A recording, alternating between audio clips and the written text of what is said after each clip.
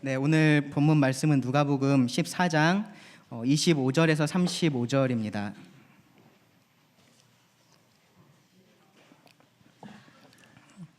네, 신약성경 누가복음 14장 25절에서 35절이고요. 저는 오늘 이 말씀, 이 본문을 통해서 내 제자가 되지 못하리라 라는 주제로 제목으로 말씀을 드리려고 합니다. 내 제자가 되지 못하리라. 예수님께서 직접 하신 말씀에서 따왔습니다. 예수님께서 이 본문에서 3번을 이 같은 말씀을 반복을 하십니다. 26절의 끝에 보시면은 능히 내 제자가 되지 못하고 라고 말씀을 하시고요. 27절 끝에서도 능히 내 제자가 되지 못하리라 라고 하십니다. 그리고 33절에서도요. 능히 내 제자가 되지 못하리라. 예수님께서 3번 반복해서 같은 말씀을 하셨다는 것, 이것이 이 말씀의 주제라는 것을 우리가 어렵지 않게 알 수 있습니다. 그래서 오늘 말씀은 사실 이 우리가 예수님의 제자가 된다라는 것, 그것이 어떤 의미인지에 대해서 우리가 함께 생각해 볼 수 있는 그런 말씀입니다. 우리가 구원받기 위해서 뭐를 해야 될까요? 우리가 하늘나라에 들어가기 위해서 지난주 들었던 말씀의 표현을 그대로 따르면 그 하나님 나라의 잔치에 들어가기 위해서 우리가 무엇을 해야 될까요? 우리가 그렇게 구원받기 위해서 어떠한 공로를 세워야 할 필요가 없고요. 그리고 그렇게 할 수도 없다라는 것이 사실은 성경에서 분명하게 가르치고 있는 진리입니다. 구원은 오직 은혜로, 하나님의 은혜로 믿음을 통해서 하나님께서 우리에게 거저 주시는 선물이지 우리가 어떠한 일을 한 것에 대한 대가로서 받는 것이 아니다라는 것이 성경의 가르침입니다. 사실은 그 가르침이 이 기독교를 다른 모든 종교들과 구분하는 가장 핵심이 되고 가장 중요한 그러한 진리 중에 하나입니다. 그래서 결코 타협할 수 없는 진리이기도 합니다. 그래서 이 진리가 무너졌을 때 혹은 이 진리가 왜곡되었을 때 참된 신앙을 가진 사람들은 이 오직 믿음, 오직 은혜를 부르짖으면서 들고 일어났었던 것, 그것이 우리가 지금 500주년을 기념하고 있는 종교개혁의 일입니다. 사실 그때뿐만이 아니고요. 교회는 계속해서 그러한 역사를 거쳐왔습니다. 각 교회들마다 이러한 가르침이 왜곡되고 잘못되기 시작하면 그 안에서 또 이런 목소리들이 일어나고 하면서 계속해서 이 성경의 진리를 지금까지 지켜오고 있습니다. 근데 인간은 참 한편으로는 굉장히 단순한 것을 좋아하고요. 또 한편으로는 굉장히 영악합니다. 그래서 이런 진리를 말씀을 드리면, 이러한 진리를 들으면 그것에 대해서 오용하기 시작하고요. 남용하기 시작합니다. 다른 거는 다 필요 없고 그냥 믿기만 하면 된다고, 믿기만 하면 다 하늘나라 간다던데 라고 하면서 사람들이 만들어낸 구원이 뭐냐면 값싼 구원입니다. 구원받고 나서 네가 어떻게 살든지 아무런 상관없다. 너는 그냥 구원은 일단 받고 네 맘대로 살아도 하늘나라는 간다라는 그러한 값싼 구원을 사람들이 만들어냈습니다. 사람들이 그런 말 듣기를 좋아했습니다. 예수님은 어떠한 예수님이 됐냐면요, 그냥 있는 모습 그대로 우리가 가기만 하면 되는 분, 우리가 언제든지 오기만 간절히 애타게 기다리고 어쩔 줄 몰라 하시는 그러한 분으로 예수님을 만들어놨습니다. 그래서 그냥 내가 가진 죄를 가지고도 예수님에게 그냥 갑니다. 예수님에게 나아가서도 그 죄를 그대로 가지고 있어도 될 것처럼 그렇게 말하고 있습니다. 쉬운 예수님을 만들어놨습니다. 그래서 예수님은 나의 필요 때문에 내 삶에 들어와 계신 분이시고요. 그래서 내 삶에서 그렇게 예수님이 필요하지 않으면 굳이 나에게 필요하지 않은 분, 그러한 분이 되어 있습니다. 그렇게까지 생각하지 않더라도요, 이 예수님을 믿는다, 구원받았다라고 말하는 많은 사람들이 이 구원을 내가 하늘나라에 갈 수 있게 된 것, 그것만으로 한정지어서 생각하고 있는 것이 사실입니다. 구원받은 이후에 잘 살면 좋지만, 그러니까 구원받은 이후에 말씀에 순종해서 그렇게 살아가면 좋지만, 그것에 대해서 하나님께서 보상도 하신다고 하니까 그렇게 하는 것을 우리가 격려할 만하지만 그것이 꼭 구원과 직결되어서 연결되어 있다라고 생각하지 않습니다. 반드시 그렇게만 해야 한다라고는 생각하지 않는 것입니다. 어쩌면은 저는 이 구원이라는 말 자체가 주는 약간의 그런 모호함이랄까요? 그 말 때문에 사람들이 오해하고 있는 부분이 있다라는 생각이 드는데요. 예를 들면 이렇습니다. 뭐냐 하면, 혹시 물에 빠져보신 적 있으신가요? 물에 빠져서 이렇게 죽을 뻔한 적, 그런 경험 해보신 분 계십니까?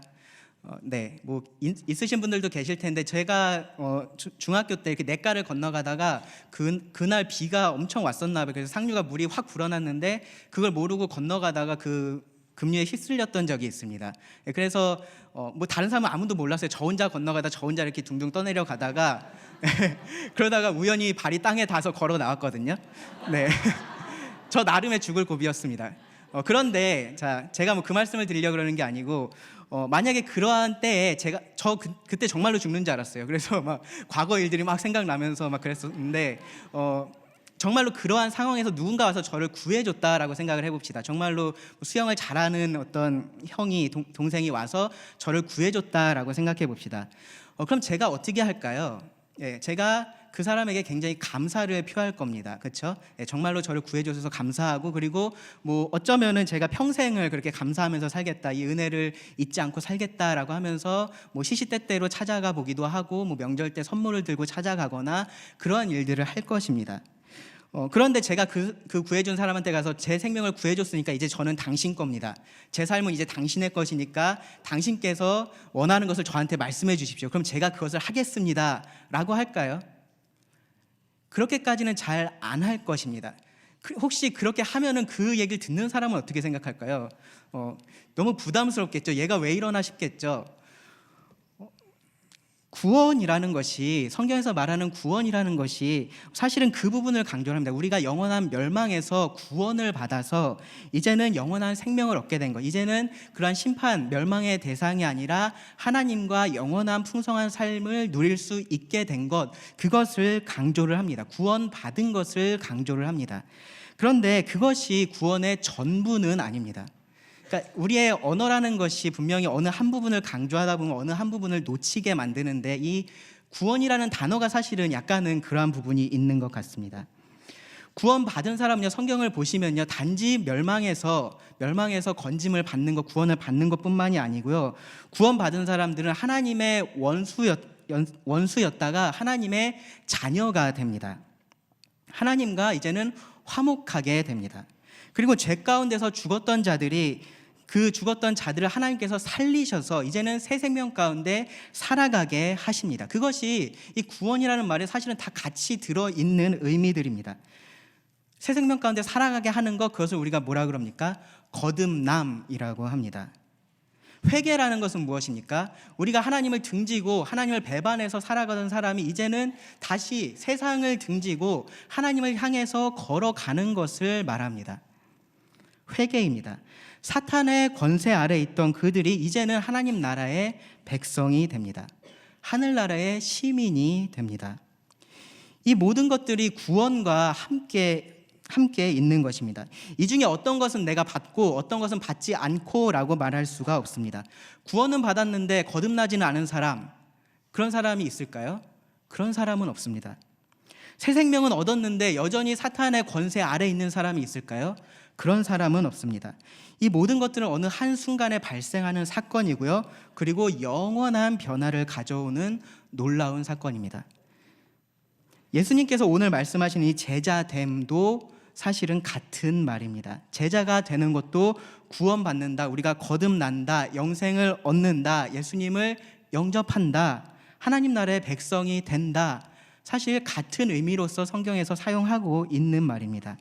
이 누가복음을 우리가 쭉 공부하고 있죠. 이 누가복음에서만 봐도요, 누가는 이 구원받는 것, 그리고 하나님 나라에 들어가는 것, 우리가 영생을 얻는 것, 그러한 것들을 제자 되는 것과 같은 의미로 사용을 하고 있습니다.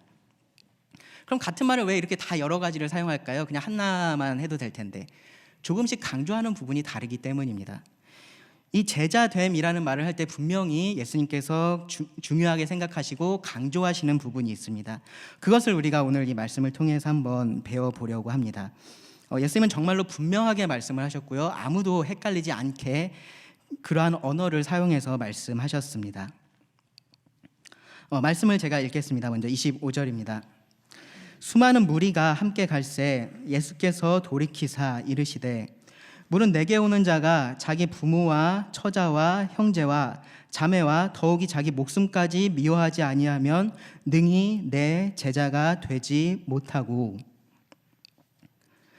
누구든지 자기 십자가를 지고 나를 따르지 않는 자도 능히 내 제자가 되지 못하리라. 너희 중에 누가 망대를 세우고자 할진대 자기의 가진 것이 준공하기까지에 족할는지 먼저 앉아 그 비용을 계산하지 아니하겠느냐.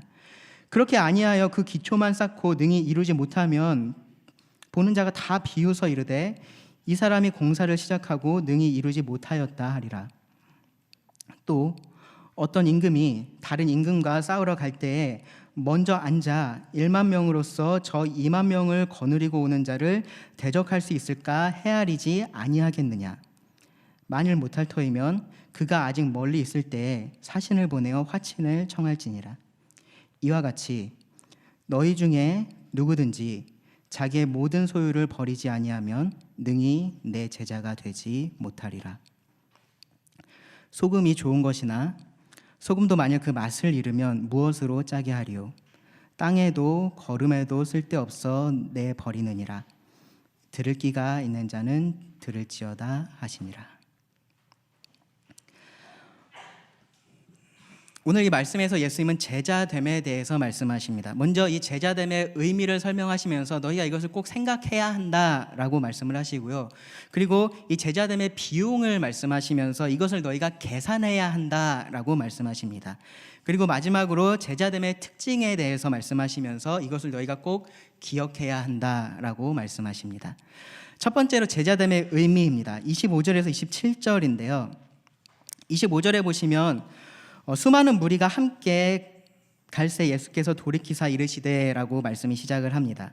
이 예수님 주변에 항상 많은 사람들이 있었고요. 지금 이 말씀을 기록한 시점에도 정말로 많은 사람들이 예수님을 따르고 있었습니다. 예수님께서 앞장서서 가시고 계셨고 그 뒤를 수많은 무리가, 여기 수많은 사람이라고 안 했죠. 무리입니다. 정말로 많은 그러한 사람들이 예수님을 따라가고 있었습니다. 여러 가지 사람들이, 다양한 사람들이 다양한 생각을 가지고 예수님을 따라가고 있었을 것입니다. 이 누가복음을 특별히 보시면 예수님께서 말씀하실 때 누구에게 말씀하셨는지를 이렇게 분명하게 구분하는 경우들이 많은데요. 예수님께서 제자들에게 말씀하셨던 적도 있고요. 예수님께서 바리새인들을 보면서 말씀하셨던 적도 있고, 그 잔치에 초대했을 때 보시면은 그 잔치의 손님들을 향해서 말씀하기도 하시고 주인에게 말씀하기도 하시고, 그렇게 분명히 대상들을 구분하면서 말씀을 하셨던 것을 볼 수 있습니다. 오늘 이 말씀은 예수님께서 이 수많은 무리들에게 하신 말씀입니다. 예수님을 따르던 그 다양한 사람들, 다양한 생각을 갖고 있던 그 사람들에게 하신 말씀입니다. 그 말은 오늘 지금 이 자리에 계시는 여러분들에게도 예수님께서 이 자리에 계셨다면 하실 말씀이다라는 말입니다. 예수님께서 돌이키셨습니다. 예수님께서 앞서 가고 계시다가 몸을 돌이키셔서 사람들을 보면서 말씀을 하셨습니다. 앞서 가시다가 뒤를 봤을 때 정말로 수많은 사람들이 자신을 따르고 있는 그 모습을 보면서 예수님께서 어떤 생각을 하셨을까요? 아, 진짜 이제 많은 사람들이 나를 따르고 있구나. 이제 좀 그동안 일했던 게 좀 효과가 있나 보다. 참 잘 됐다. 그런 생각들을 예수님께서 하셨을까요? 기쁘고 뿌듯하셨을까요? 어떻게 생각하십니까? 예수님은요, 이 복음서 말씀을 읽어보시면 단 한 번도 사람들의 인기를 얻기 위해서 노력하셨던 적이 없습니다. 예수님은 사람들을 생각해서 예수님께서 하지 않을 말을 하신 적도 없고요. 예수님께서 하시고자 하셨던 말씀을 사람들 때문에 하지 않은 적도 없습니다. 인기를 위해서 예수님 일하지 않으셨습니다. 더 많은 사람들을 자기에게로 끌어오기 위해서 예수님은 일하지 않으셨습니다. 오늘 본문도 마찬가지인데요. 예수님께서 만약에 그렇게 사람들의 인기를 원하셨다면 하지 않을 말씀을, 절대로 해서는 안 되는 말씀을 하고 계십니다. 자신을 따르고 있는 그 사람들의 모습을 보면서 그 예수님을 정말로 영적으로 따르는 것이 어떠한 모습인지를 예수님은 듣는 자들에게 말씀하시면서 생각해 보라고 하십니다. 제자라는 말이 나옵니다. 제자. 제자는 이제 배우는 자라는 의미이고, 그렇게 생각하면 오늘날로 따지면 우리들에게 익숙한 표현은 학생이죠, 그렇죠? 학생, 그러니까 배우는 사람이니까 학생이라고 말할 수 있는데, 근데 이 당시에 이 제자와 스승의 관계는 오늘날의 학생과 선생님의 관계하고는 조금 다르게 생각을 해야 됩니다. 뭐 갈수록 이 그러니까 선생님과 학생의 관계가 조금 어려워지고 있죠. 근데 이 기본적으로 학생은요 선생님에게 배우는 사람입니다. 우리의 개념에서요. 근데 이들에게 있어서 제자와 스승은 사실은 그거보다는 훨씬 더 가까운 관계, 친밀한 관계입니다. 스승에게 어떠한 지식을 배우기도 하고 분명히 지혜를 얻기도 하지만 동시에 스승을 계속해서 따라다니면서 그 스승이 어떻게 하는지, 어떻게 사는지를 계속해서 보면서 그것을 따라가는 사람이었습니다. 그래서 한마디로 말하면 그 스승을 닮아가는 사람들이 이 제자들이었습니다. 이 제자도에 대한 가르침이 누가복음에서 이미 9장에서 2번이 나왔었고요. 18장에 가면 우리가 또 한 번 더 제자도에 대한 말씀을 배우게 되는데요.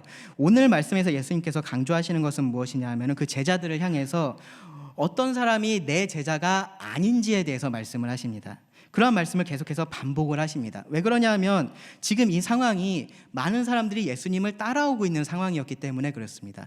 그들을 바라보면서 너희가 나를 따라오고 있다고 해서 다 내 제자라고 생각하느냐? 그렇지 않다라는 말씀을 예수님께서 하시는 겁니다.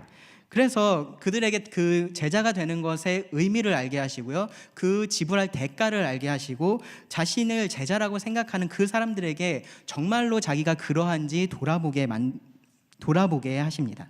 자, 그럼 어떤 사람들이 이러한 예수님의 제자가 아닐까요?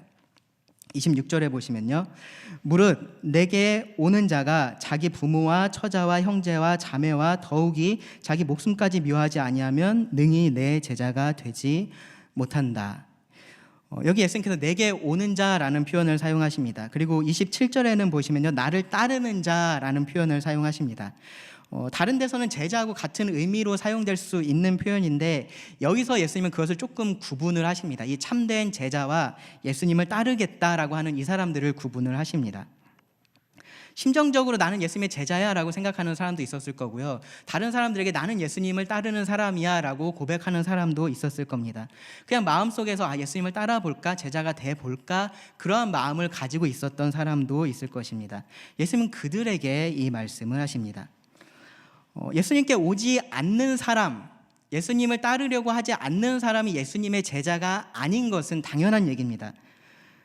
그런데 예수님께로 온다고 해서, 예수님을 따르려고 한다고 해서 다 예수님의 제자는 아니다라는 것이 지금 여기서 예수님께서 가르치고 계시는 핵심입니다. 부모나 처자와 형제 자매, 심지어 자기 목숨까지도 미워하지 않으면 그 사람은 내 제자가 될 수 없다, 그 사람은 내 제자일 수 없다라고 예수님께서 말씀하신 겁니다. 여기 미워한다라는 표현이 아마 마음 한구석에 걸리실지 모르겠습니다. 미워한다. 내가 부모님을 미워해야 되나? 내가 내 아내를 미워하고 내 자식을 미워해야 되나? 이 성경에 보면요, 이 미워한다는 것이 꼭 그러한 우리가 생각하는 의미에서 증오 혹은 어떠한 분노의 감정이 있는 것, 그러한 것을 의미하지는 않습니다. 창세기 29장 30절 31절에 보시면 바른 성경의 번역에 이렇게 되어 있는데요, 그 야곱과 그 아내의 관계에 대해서 이렇게 말합니다. 그리하여 야곱은 또한 라헬에게로 들어갔으며 그는 레아보다 라헬을 더 사랑하였고 다시 7년 동안 라반을 섬겼다. 여호와께서는 레아가 미움받는 것을 보시고 그의 태를 열어주셨으나 라헬은 임신하지 못하였다. 그러니까 여기 보시면은 야곱은 레아보다 라헬을 더 사랑했습니다. 근데 그것에 대해서 그 다음 구절에서는 어떻게 표현을 하냐면은 레아가 미움을 받았다라고 표현을 합니다. 그래서 이 미움을 받는다라는 것은 사실은 이 사랑의 관계에 있어서 덜 사랑받는 것에 대한 표현입니다. 비슷한 이 같은 말씀을 마태는 이렇게 기록을 했었는데요, 마태복음 10장 37절에서 아버지나 어머니를 나보다 더 사랑하는 자는 내게 합당하지 아니하고 아들이나 딸을 나보다 더 사랑하는 자도 내게 합당하지 아니하며, 즉 무엇을 더 사랑하느냐에 따라서 덜 사랑받는 것, 덜 사랑하는 것을 미워한다라고 이들이 표현을 하는 것입니다. 다른 말로 하면 이 사랑의 우선순위에 있어서의 문제입니다. 그리고 여러분들 가만히 생각해 보시면요, 실제로도 우리는 내가 정말로 뭐를 사랑하면은, 무언가를 정말로 사랑하면요, 내가 그것을 사랑하기 어렵게 만드는 것, 내가 그것을 사랑하지 못하게 만드는 그것이 밉게 보입니다. 미운 감정이 들 때가 있습니다. 저희 집에 아기가 있는데요, 아기가 저보다 아내를 훨씬 더 좋아합니다. 아내를 저보다는 엄마를 그러니까 더 사랑하는 거죠. 그러니까 엄마한테 가려고 하는데 제가 이렇게 붙들면 걔가 어떻게 할까요? 아빠를 사랑하니까 아빠한테도 가 있을까요? 잘 안 그렇습니다. 예. 엄마한테 가려고 하는데 제가 막으면 얘는 뭐라고 표현할까요? 격정적으로 반항을 합니다. 엄마한테 가겠다라고 막 떼쓰고 울고 그럽니다. 저를 정말로 미워해서 그러는 걸까요? 예. 엄마를 더 사랑해서 그러는 겁니다. 그러한 것이, 왜냐하면 이 사랑이라는 것은 항상 배타성이라는 것이 있어요. 예. 사랑에는 배타성이라는 것이 있기 때문에 무언가를 더 사랑한다는 얘기는 상대적으로 다른 것을 미워한다라는 의미와 같습니다. 지금 여기서 예수님께서 하시는 말씀이 그겁니다. 너네 부모님을 너네가 증오해야 된다, 그런 말씀을 하고 계신 것이 아닙니다. 너희가 사랑한다고 생각하는, 사랑하고자 하는 그 사람들보다 나를 더 사랑해야 한다라고 말씀을 하시는 겁니다. 그리고 너희가 만약에 그렇게 하지 않으면 내 제자가 아니다라고 말씀을 하시는 겁니다.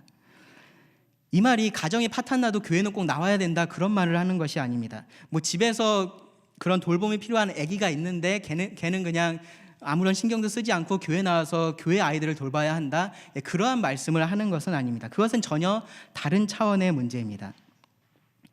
사실을 말씀드리면요, 이 예수님을 더 사랑하는 사람은 사실은 여기서 예수님께서 말씀하시는 부모나 처자와 형제 자매도 더 사랑할 수 있게 됩니다. 그런데 그렇게 되려면 나를 먼저 너희가 사랑해야 한다라는 것이 예수님의 말씀입니다. 이 예수님 당시의 상황을 생각해 보면요, 예수님의 제자가 된다라고 하는 것은 사실은 그 가정에서 불화를 만드는 일이었습니다. 그것을 우리가 누가복음 말씀에서 이미 배웠었는데요, 예수님께서 오히려 분쟁하게 하려고 이 땅에 오셨다라고 말씀을 하죠. 그러니까 그러한 분쟁이 일어날 수밖에 없는 것입니다. 왜냐하면 이 가족보다 예수님을 더 사랑하기 때문에 그렇습니다. 예수님보다 가족을 우선순위에 두고 있으면서 예수님을 따라갈 수는 없습니다. 예수님이 우선이고요, 나머지는 부차적인 것입니다. 지금 예수님은 여기서 이 듣는 자들에게 이런 충격적인 도전을 하기를 원하십니다. 나를 사랑하는 것이 먼저다. 나를 사랑하는 것이 가장 우선되어야 한다.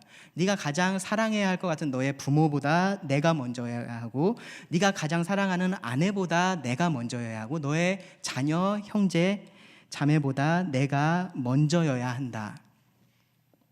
예수님께서 어떤 가족들에게 악감정이 있어서 그들을 말씀하시는 것이 아닙니다. 사람이 자신을 제외하고 가장 사랑할 수 있는 사람들, 가장 사랑하려고 하는 사람들을 예수님께서 말씀하고 계신 것뿐입니다. 그래서 이어지는 말씀에 보시면 예수님은 정말로 모든 사람이 가장 사랑하는 그 사람까지 언급을 하십니다. 누굽니까? 바로 자기 자신입니다. 자기 목숨까지 미워하지 아니하면 능히 내 제자가 되지 못한다라고 하십니다. 네, 절대적인 우선순위를 말씀하고 계십니다. 예수님 먼저, 그리고 나머지입니다. 그렇지 않다면 그 사람은 예수님의 제자가 될 수 없습니다. 뭐가 그렇게 빡빡하냐 라고 반문할지 모릅니다. 가족도 사랑하고 예수님도 사랑하고 하면 됐지, 뭐 그렇게까지 얘기를 하냐라고 말할 수 있을지 모릅니다. 또 실제로 어떻게 그렇게 우리가 살 수 있냐라고 그러한 생각이 들 수도 있습니다. 그런데요, 첫 번째로 지금 이 제자도의 우선순위에 대한 말씀은 예수님께서 직접 하고 계신 말씀입니다. 여기서 처음 하신 말씀도 아닙니다. 예수님은 계속해서 이 예수님의 제자가 되는 것에는 이러한 우선순위가 필요하다라는 것을 분명하게 말씀을 하셨습니다. 두 번째로요, 우리가 둘 혹은 그 이상을 동일하게 사랑할 수는 없습니다. 내 입장에선 그렇게 할 수 있다라고 생각할지 모릅니다. 이 순간에는 이때는 얘를 좀 이만큼 사랑해주고 저 때는 쟤를 이만큼 좀 사랑해주고 그런 것이 가능하다라고 생각하실지 모르지만 실제로 그렇게 될 수는 없습니다. 이 당시의 성도들만 생각해 봐도요, 예수님을 믿는다라는 것 자체가 가족들의 반대에 부딪히는 일입니다. 네, 그럴 때 내가 이 가족들을 더 사랑한다면 어떻게 하겠습니까? 예수님을 따르지 않을 것입니다. 둘 중에 하나를 선택을 해야 하는 겁니다. 하나님은 내가 정직하기를 원하시는데 가족 중에 누군가가 좀 거짓말 좀 해서 자신을 도와주기를 원한다. 내가 예수님보다 이 가족을 더 사랑한다면요, 그렇게 할 것입니다. 결국 우리가 어느 하나를 다른 것보다 더 사랑할 수밖에 없습니다. 그리고 그것을 선택하고요, 그것을 따라갑니다. 그래서 예수님은 그 하나가 가족이나 다른 어떤 것이 아니라 내가 되어야 한다, 예수님이 되어야 한다라고 말씀을 하시는 겁니다. 그리고 당연한 얘기인데요, 그렇게 사는 사람은요, 고난을 당할 수밖에 없습니다. 27절에 누구든지 자기 십자가를 지고 나를 따르지 아니하는 자도 능히 내 제자가 되지 못하리라. 자기 십자가를 지라고 말씀하십니다. 왼수 같은 사람, 그런 사람을 말하는 것이 아닙니다. 내가 하나님의 말씀에, 이 예수님의 말씀에 따르기 때문에, 순종하기 때문에 당하는 모든 고난, 그것이 자기 십자가입니다. 그 무엇보다도 심지어 자기 자신의 평안이나 안정이나 행복보다 예수님을 가장 우선순위에 두기 때문에 당하게 되는 모든 어려움들이 자기 십자가입니다. 자기 십자가를 지고 나를 따르지 않는 자, 좀 더 정확하게 말하면 예수님은 이렇게 말씀하셨습니다. 누구든지 자기 십자가를 지지 않고 나를 따르는 자는, 예수님을 따르겠다라고 말하고요, 예수님을 내가 따르고 있다라고 말하는데 예수님께서 네 십자가는 어디 있느냐라고 물어보셨을 때 없는데요 라고 말하는 사람은 예수님에게 합당하지 않다, 예수님의 제자가 아니다라는 것입니다. 여러분 생각해 보시기 바랍니다. 예수님은 이런 사람을, 자기 십자가를 지지 않고 예수님을 따르겠다라고 하는 사람을 예수님의 제자가 아니다라고 말씀하십니다. 실제로 그렇게 사는 것을 말하는 것이 아닙니다. 정말로 그렇게 하려고 하는 그 마음을 말합니다. 최소한 이러한 자세가 없이는 예수님의 제자가 될 수 없다라는 말입니다. 그런 우선순위, 그러한 마음의 자세, 태도, 동기, 열정, 용기, 그러한 것을 가지고 있는 사람이 예수님의 제자입니다. 예수님을 믿고 천국은 갈 텐데 저는 사랑하던 것을 계속 사랑하겠습니다 라고 할 수 없다는 겁니다. 구원해 주셔서 감사는 드리지만 저는 제가 원하는 대로 살겠습니다 라고 할 수 없다는 말입니다. 우리들에게 익숙한 것은 은혜의 복음입니다. 값없이 얻는 것. 근데 이러한 예수님의 말씀은 사실 우리를 당황스럽게 만듭니다. 값없이 오라고 하시고요, 수고하고 무거운 짐진 자들에게 내가 너희를 쉬게 하겠다라고 말씀하셨던 그 예수님이 하신 말씀이 맞을까요? 네, 맞습니다. 그 예수님께서 하신 말씀입니다. 여기서만 하신 말씀이 아니고요, 다른 데서도 예수님은 같은 말씀을 반복해서 하셨습니다. 사람들이 예수님의 제자가 된다라는 의미에 대해서 혼란스러워하지 않았습니다. 다만 어떤 사람은 그 예수님의 말씀을 듣고 예수님을 따랐고요, 어떤 사람은 포기했을 뿐입니다.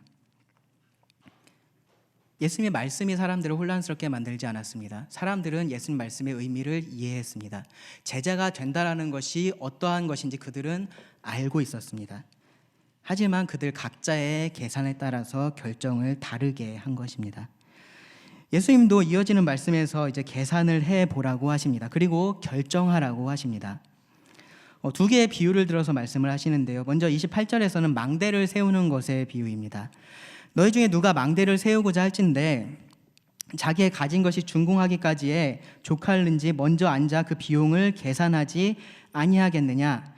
여기서 말하는 망대는 어떤 집이나 포도원, 그런 과수원이 있죠. 그런 것을 지키기 위해서 세우는 건물입니다. 때로는 좀 크게 해서 그 안에 이렇게 곡물들을 쌓아두기도 하는 창고로 사용하기도 했는데요. 어쨌든 그냥 작은 막대 같은 것이 아니다라는 말입니다. 큰 건물을 말합니다. 그러한 건물을 지으려면 당연히 먼저 계산을 해보고 계획을 세워야 합니다. 그것이 당연합니다. 가진 돈을 가지고 이것을 지을 수 있을지를 생각을 해봐야 하고요. 또 어떤 재료를 사용하고 어느 정도의 크기로 망대를 지어야 하는지 계산을 해봐야 합니다. 그렇게 하지 않으면 건물을 그냥 무작정 건물 필요하니까 지을까라고 하고서 그냥 무작정 시작하면 짓다가 다 짓지 못하게 되고 그것을 보는 사람들의 비웃음을 사게 된다라는 것이 예수님의 말씀입니다. 29절에 그렇게 아니하여 그 기초만 쌓고 능히 이루지 못하면 보는 자가 다 비웃어 이르되 이 사람이 공사를 시작하고 능히 이루지 못하였다 하리라. 지금 이거는 단지 내가 계획했던 것을 이루지 못하고의 문제가 아닙니다. 사람들의 비웃음거리가 되는 것, 사실 그 당시 문화에선 정말로 견디기 힘든 수치스러운 치욕스러운 일입니다. 이 명예와 평판을 정말로 중요시하는 그러한 사회였기 때문에 그렇습니다. 너희가 그러한 결과를 생각한다면 당연히 망대를 짓기 전에 신중하게 할 것이 아니냐라는 것이 예수님의 말씀입니다. 당연한 상식입니다. 망대 하나를 지어도 사람들이 그렇게 하는데 나를 따른다라는 것, 나의 제자가 된다라는 것은 영혼의 일을 결정하는 거다. 그러니까 너희가 아무런 계산 없이 나의 제자가 된다라고 할 수 없다라는 것이 이 첫 번째 비유의 의미입니다. 두 번째로는요, 이 전쟁에 나가는 임금의 비유인데요. 31절 보시면 또 어떤 임금이 다른 임금과 싸우러 갈 때에 먼저 앉아 1만으로서 저 2만 명을 거느리고 오는 자를 대적할 수 있을까 헤아리지 아니하겠느냐. 네, 좋은 왕이라면 당연히 이렇게 합니다. 그렇죠? 나쁜 왕이라면은 뭐 그냥 무조건 싸워서 죽든지 말든지 신경 쓰지 않겠지만, 좋은 왕이라면은 이 전쟁을 하기 전에 전쟁에서 이길 수 있는지를 계산해 볼 것입니다. 나의 병력이 얼마고 지금 오고 있는 저 임금의 병력이 얼마인지를 생각해 볼 것입니다. 내가 좀 병력이 부족하면 그럼 우리가 혹시 무기는 더 괜찮은가? 우리 지형적인 어떤 이점 같은 건 우리한테 있지 않나? 뭐 그런 것들을 계산을 면밀하게 해볼 겁니다. 그렇게 해서 이길 수 없다라는 판단이 들면 어떻게 할까요? 그럴 때 항복을 하는 것입니다. 항복을 해서 목숨을 부지하는 것이 더 현명한 선택이기 때문에 그렇습니다. 32절에 만일 못할 터이면 그가 아직 멀리 있을 때에 사신을 보내어 화친을 청할지니라. 이 선택은요, 빨리 되어야 합니다. 왜냐하면 지금 이 다른 임금은 싸우러 오고 있기 때문에 그렇습니다. 늦기 전에 이루어져야 합니다. 화친이라는 것이 언제나 가능한 것이 아닙니다. 전쟁이 시작되기 전에 아직 기회가 있을 때에 화친을 해야 합니다. 이 앞에 비유하고 마찬가지로 치밀하게 계산하고 지혜롭게 선택해야 한다라는 것을 예수님께서 말씀하십니다. 이 비유의 공통점하고 차이점이 있습니다. 첫 번째로 차이점은 뭐냐면요, 이 첫 번째 비유는 자발적으로 시작하는 어떤 일에 대해서 합당한 대가를 치르는 것, 그것을 말한다면, 이 두 번째 비유는 비자발적으로 발생하는 그러한 상황에 대해서 현명하게 대처하는 것을 말합니다. 이 두 가지가 이제 제자됨의 양면성을 보여준다라고 우리가 생각해 볼 수 있는데요. 우리 편에서 생각하면은 제자가 된다라는 것은 나의 결정입니다. 내가 원하는 것을 얻기 위해서 대가를 지불해야 한다. 그렇게 할 것인지 말 것인지 잘 계산해보고 결정해야 한다라는 것이 첫 번째 비유에서 핵심적으로 말하고 있는 부분이라면, 두 번째는 조금 다릅니다. 다른 편에서 보면은 이 제자됨이라는 것은 어쩔 수 없는 선택이 되어야 합니다. 뭐냐면요, 계산해 보시기 바랍니다. 심판하시는 하나님 앞에서, 그 하나님 앞에서 우리가 뭐를 할 수 있을까요? 지금 여기 예수님의 비유에 보면 1만으로서 2만을 지금 대적해서 싸우는 건데요, 사실은 그렇게도 되지 않습니다. 하나님과 우리는 1만 대 2만 정도의 차이가 아닙니다. 훨씬 더 큰 차이를 두고서 싸워야 하는 것입니다. 절대로 싸울 수 없고요, 절대로 이길 수가 없습니다. 그렇다면 어떻게 해야 하죠? 항복해야 합니다. 예수님께서 여기서 계산하라고 말씀하시는데 사실 답은 이미 나와 있습니다. 문제는 그 답을 사람들이 정답으로 생각하지 않고 답으로 인정하지 않는다라는 거죠. 이 두 비유에서 공통적인 것이 있습니다. 공통적으로 사용된 표현이 있는데요, 가만히 보시면요, 첫 번째로 망대를 세우고자 하는 사람, 망대를 짓기 전에 어떻게 합니까? 여기 보시면은 먼저 앉습니다. 먼저 앉는다라고 말합니다. 이 임금도 어떻게 합니까? 31절에서 먼저 앉습니다. 먼저 앉습니다. 결정하기 전에 앉아서 차분하게 면밀하게 계산해 봐야 한다. 계산하는 것을 말합니다. 지금 예수님은 이 예수님의 제자가 되는 것에 대해서 너희가 그렇게 해야 한다라고 말씀하시는 겁니다. 그러니까 그 당시에 감정이 막 이렇게 북받쳐 올라서 예수님, 저도 예수님 따르겠습니다라고 하지 말라는 것입니다. 주변의 사람들이 다 예수님 따르겠다라고 하니까 이 사람도 따르고 저 사람도 따르네, 그럼 나도 따를까? 그러지 말라라는 겁니다. 예수님의 제자가 되는 것, 그렇게 할 수 있는 것이 아닙니다. 그 말이 의미하는 것을 분명히 알고 결정해야 합니다. 예수님이 어디를 가시든지 따르겠다라고 한 사람에게 예수님께서 뭐라 그러셨냐면, 나는 어디에도 쉴 곳이 없는 사람이다. 그런데도 네가 나를 따르겠냐라고 물으셨습니다. 속이지 않으셨습니다. 어려서부터 하나님의 모든 계명을 다 지켰다라고 말하는 사람에게 예수님께서 그래, 그러면 넌 나 따라와, 그렇게 하지 않으셨고요. 네가 가진 모든 것을 가지고 가난한 사람들을 도와주고 그리고 나서 너는 나를 따르라라고 말씀하십니다. 먼저 앉아서 생각해보고 결정하라라고 말씀하시는 겁니다. 예수님을 따른다라는 것에 이러한 대가를 지불해야 하고 이러한 의미가 있다라는 것을 사람들이 모르면서 예수님을 따라오게, 착각 가운데 예수님을 따라오게 예수님은 만들지 않으셨습니다. 그래서 여기 다시 한번 예수님이 강조하시는데요. 33절에 보시면 이와 같이 너희 중에 누구든지 자기의 모든 소유를 버리지 아니하면 능히 내 제자가 되지 못하리라. 여기 말씀에서 여러분들 펜이 있으시면 꼭 밑줄을 그어두시기 바랍니다. 자기 모든 소유를 버리지 아니하면. 여러분 이거 분명히 아셔야 됩니다. 예수님을 따른다라는 말은요, 내가 가지고 있는 내 삶에 예수님 하나를 더해 놓는 것이 아닙니다. 내가 지금까지 살아오던 그 삶에 그냥 무엇 하나를 더 얹어 놓는 것이 아닙니다. 자기 모든 소유를 버려야 한다라고 하십니다. 버려야 한다. 여기 버린다라는 말은요, 이 같은 단어가 다른 맥락에서 어떻게 번역이 되냐면은 작별한다로 번역이 됩니다. 작별한다. 사람들이 인사하고 나면 어떻게 합니까? 작별하면 어떻게 합니까? 그 작별한 사람은 혹은 물건은 거기에 두고 나는 거기를 떠납니다. 버리는 겁니다.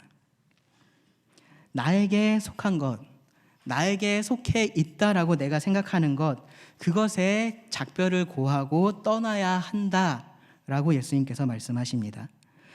예수님을 따르는 것은요, 내가 가진 모든 것들을 다 버리고 그리고 그 자리에 예수님을 채워 넣는 것입니다. 사실 더 정확하게 말하면요, 원래 그 자리는 예수님의 자리였습니다.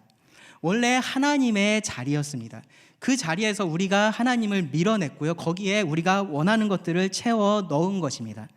내가 좋아하는 것들을 그 안에 잔뜩 넣어놨습니다.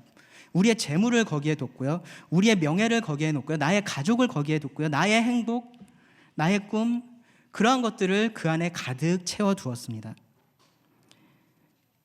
그렇게 하지 말라는 겁니다. 이제 그 모든 것들을 덜어내고 버리고 거기에 예수님이 들어가시게 해라. 그 자리에 예수님을 앉혀라 라는 것이 예수님께서 지금 하고 계시는 말씀입니다. 예수님이 원래 왕이시고요, 예수님이 원래 주인이십니다. 단지 내가 그것을 인정하지 않고 지금까지 살아왔던 것이 문제인데, 그것을 이제 바로 잡는 것, 그것이 제자됨이다. 지금 예수님께서 그 말씀을 하고 계십니다. 그것이 제자됨의 핵심이고요, 구원받는 믿음의 핵심이 거기에 있습니다. 그리고 죄인인 인간이 끝까지 놓고 싶어 하지 않는 것이 사실은 또 거기에 있습니다. 우리가 죄를 좋아합니다. 부를 좋아하고 명예를 좋아합니다. 칭찬받는 것 누구나 좋아합니다. 내가 더 편하고 싶고요, 내가 더 즐겁게 살고 싶습니다. 사랑받고 싶습니다. 그런 것들에 더해서 죽고 나서 천국도 가고 싶습니다. 예수님께서 뭐라고 말씀하십니까? 그렇게 할 수 없다는 것입니다. 이것을 버리고 이것을 얻든지, 아니면 이것을 가지고 이것을 너희가 얻지 못하던지입니다. 종교인은 많은데 진정한 신앙인이 없습니다. 없는 건 아니죠. 적습니다.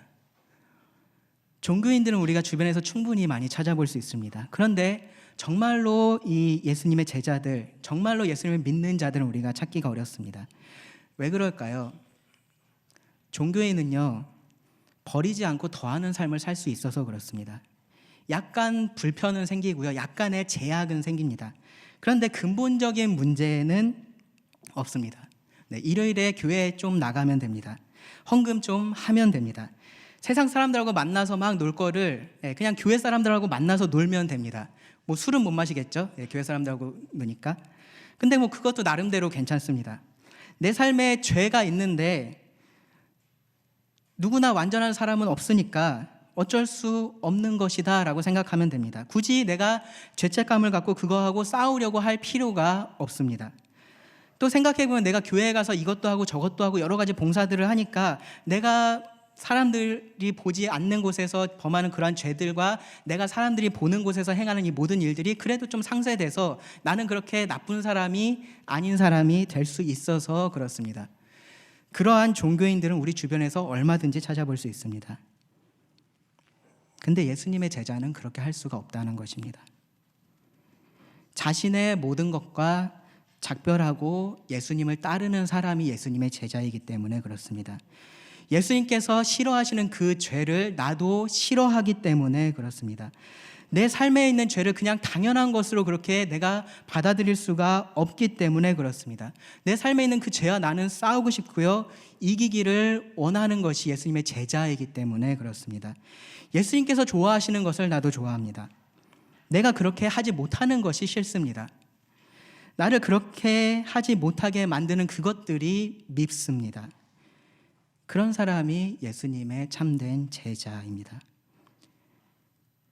단지 교회 분위기가 좋으니까, 교회 사람들이 좋으니까, 교회 나오니까 좀 뭔가 좋은 일도 많이 있는 것 같으니까 그런 이유로 교회 나오지 마시기 바랍니다. 단순히 예수님은 사랑이셔서 다 받아주실 것 같고 위로해 주실 것 같고 내가 무슨 얘기를 해도 다 들어주실 것 같으니까 그런 예수님 믿겠다라고 말하지 마시기 바랍니다. 예수님은요, 뭐라고 말씀하셨냐면 앉아서 계산해 봐라 라고 하셨습니다. 애매하게 말씀하지 않으셨습니다. 혼란스럽게 하지 않으셨습니다. 애매하게 생각하지 마시고요, 모호하게 생각하지 마시고요, 내가 생각하는 예수님을 내가 따르겠다라고 하지 마시기 바랍니다. 이 분명한 예수님의 말씀에 분명하게 응답해야 합니다. 34절과 35절에서 예수님은 끝으로 이 제자됨의 특징을 기억할 것에 대해서 말씀을 하십니다. 소금이 좋은 것이나 소금도 만일 그 맛을 잃으면 무엇으로 짜게 하리요? 소금은 좋은 겁니다. 좋죠? 여러모로 우리가 유용하게 사용할 수 있는 것이고요, 다른 것으로 대체할 수 없는 것이기도 합니다. 근데 그 소금이 맛을 잃으면, 다른 말로 하면 이 소금이 소금으로서의 특징이 없어지면 그러면 어떻게 해야 될까요? 첫 번째로 생각할 수 있는 거는 다시 짜게 만들면 되겠죠. 소금으로서의 특징을 다시 갖게 만들면 됩니다. 근데 그렇게 할 수가 없습니다. 그럼 어떻게 해야 될까요? 35절에 땅에도 거름에도 쓸데없어 내버리느니라. 짜지 않은 소금, 소금으로서의 특징이 없는 소금은 아무런 쓸모가 없습니다. 음식이 아닌 땅에다가 섞어 놓으면 좀 도움이 될까요? 그렇지 않다는 것입니다. 그럼 거름에다 섞으면 도움이 될까요? 그렇지 않다는 것입니다. 이 맛을 잃은 소금, 겉 보기에만 소금처럼 보이는 그 소금은 그냥 버려질 뿐입니다. 다른 용도로 사용할 수가 없습니다. 제자에 대해서 말씀하시다 갑자기 이 소금 얘기를 왜 하실까요? 예수님의 참된 제자, 예수님께서 지금 그 주제를 말씀하고 계셨습니다. 여기서는 참된 소금일 수 없는 소금에 대해서 지금 말씀을 하십니다. 비유인 거죠. 소금으로서의 특징이 없는 소금은 겉으로 볼 때는 소금처럼 보일 것입니다. 그런데 실제로는, 본질적으로는 아무런 쓸모가 없어서 버려집니다. 제자로서의 특징이 없는 제자도 그렇습니다. 겉보기에는 제자처럼 보이는 사람들이 있습니다. 그런데 그렇다고 해서 참된 제자인 것은 아니다라는 것입니다. 소금의 특징이 있어야 소금인 것처럼 제자는 제자로서의 특징이 있어야 제자입니다. 그 특징이 무엇입니까? 다른 무엇보다 이 주인 대신 스승 대신 예수님을 더 사랑하고 그 예수님 때문에 다른 모든 것들을 버리고자 하는 것, 그것이 그 제자의 특징입니다. 예수님은 이 말씀의 끝을 이렇게 말씀하십니다. 들을 귀가 있는 자는 들을지어다. 제발 흘려듣지 말고, 제발 한 귀로 듣고 한 귀로 흘리지 말고 이것을 너희 마음속 깊은 곳에 간직하고 생각하고 결정하라는 것입니다. 너희가 그렇게 하겠다라고 할 때 나를 따라와라입니다. 혹시 너희가 이미 나를 그렇게 따르겠다라고 했는데 혹시 그렇지 못한 부분이 있진 않은지 한번 생각해 봐라 라고 하시는 말씀입니다. 말씀을 정리하겠습니다. 오늘 이 본문 말씀에서 예수님은 능히 내 제자가 되지 못하리라 라는 말을 3번이나 반복을 하십니다. 어떤 사람들이 제자가 되지 못하는 사람들입니까? 지금까지 가지고 있던 것을 그대로 가지고 예수님을 따르려고 하는 사람들, 그러한 사람들이 예수님의 제자가 되지 못하는 사람들입니다. 마음의 반만 예수님을 따르겠다라고 말하는 사람들입니다. 한 발은 세상에다가 담궈두고 한 발은 내가 원하는 것을 계속 하겠다라는 그곳에 담궈두고 다른 한 발을 예수님에게 디디려고 하는 그러한 사람들입니다. 그러한 사람들은 예수님의 제자가 될 수 없습니다. 예수님의 제자일 수가 없습니다. 근데 왜 우리는 그렇게 하려고 할까요? 우리의 계산 때문에 그렇습니다. 우리도 계산하는 사람들이잖아요. 우리의 계산이 때문에 그렇습니다. 우리는 어떻게 계산하냐 하면요, 예수님의 말씀대로 이 예수님께서 말씀하신 것을 다 포기하고 예수님을 따르겠다라고 하는 것, 그것은 지나친 손해다라고 계산을 합니다. 예수님의 비유를 그대로 생각해 보면요, 망대는 계산해 보니까 세우지 않는 게 좋겠다라고 생각하는 겁니다. 다른 임금과의 싸움은 아직 멀리 있으니까 현실감이 안 느껴지는 겁니다. 진짜 2만이 오는지 2천이 오는 건지 내가 그거 어떻게 알겠냐라고 말하고 있는 것입니다.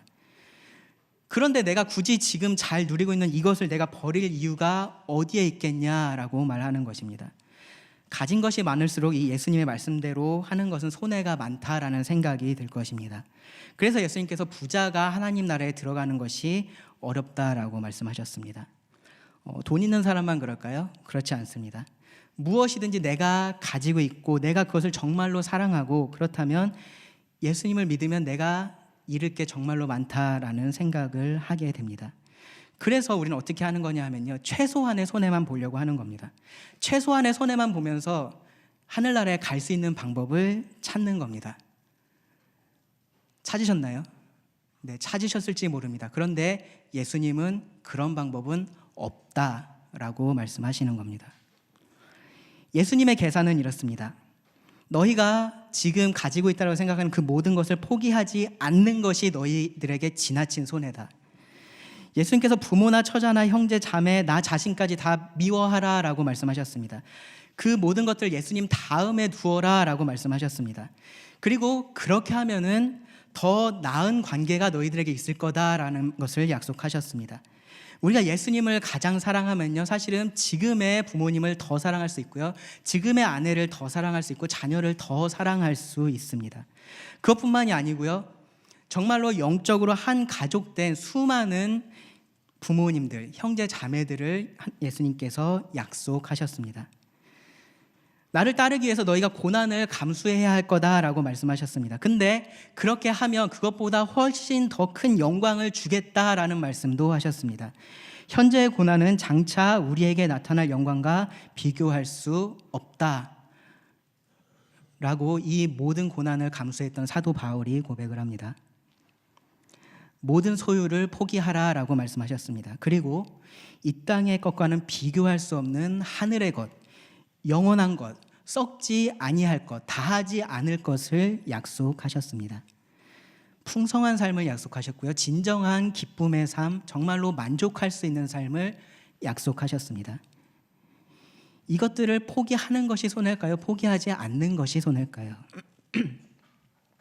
예수님은 포기하지 않는 것이 손해다라고 하십니다. 여러분 계산해 보시기 바랍니다. 이 자리에 계신 모든 분들이 앉아서 한번 계산해 보시기 바랍니다. 우리의 계산이 맞는지 예수님의 계산이 맞는지, 무엇을 포기하고 무엇을 우리가 얻어야 할까요?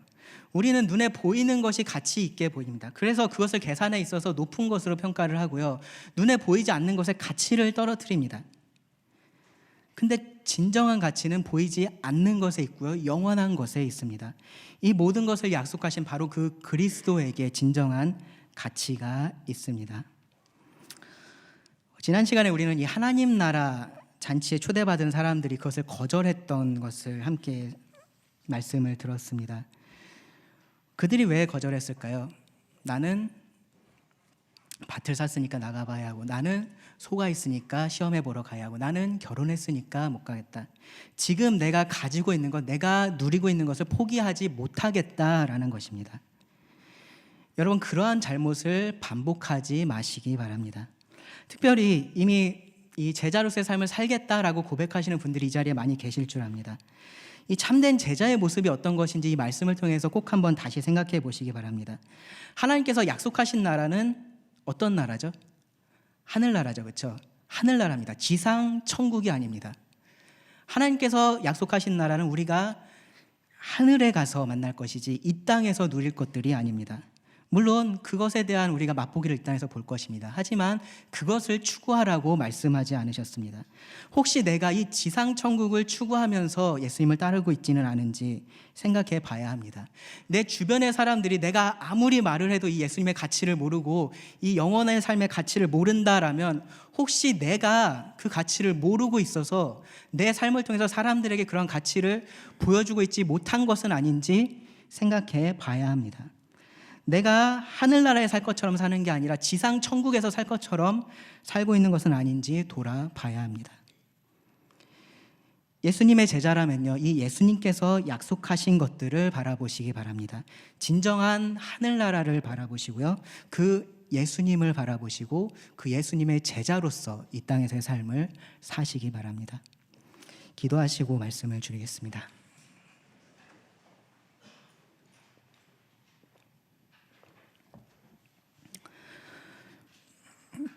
주님, 또 오늘 아침 우리들에게 또 주신 이 말씀에 큰 도전을 받습니다. 저의 삶을 돌아보면 참 주님께서 말씀하신 이 제자의 삶에 합당하지 않다라는 생각을 하게 됩니다. 하지만 주님을 이렇게 따르고자 하는 마음이 우리들에게 있습니다.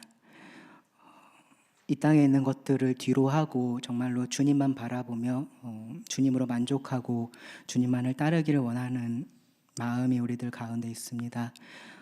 주님께서 또 우리들 삶 가운데서 역사하셔서 또 그러한 삶을 더욱더 살 수 있게 하시고 또 그러한 삶을 통하여서 더 많은 사람들이 그 주님의 가치를 바라보고 또 주님의 제자가 되는 그런 역사가 또 우리들 가운데 이루어지기를 원합니다. 주님께서 우리들에게 힘을 주시기를 원하오며 예수님의 이름으로 기도드립니다. 아멘.